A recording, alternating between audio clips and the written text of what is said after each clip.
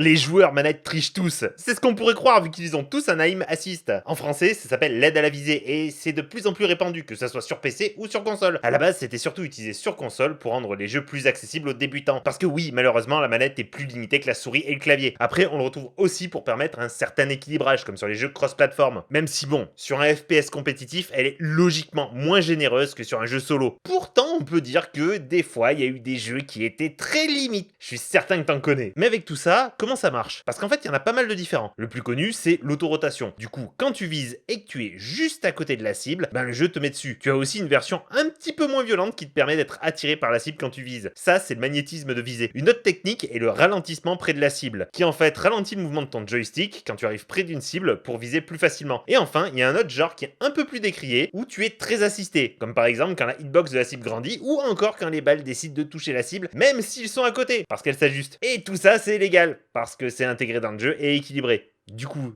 tu penses que ton jeu préféré utilise quoi?